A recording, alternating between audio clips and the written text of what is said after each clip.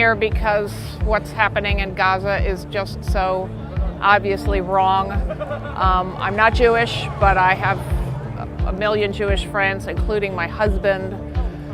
I'm deeply worried about the rise in anti-Semitism, but I think that Israel's actions in Gaza are in part responsible for that. I don't think it will make Israel safe. How could it? You can't have safety that's based in the oppression and ethnic cleansing of another people. So that's why I'm here.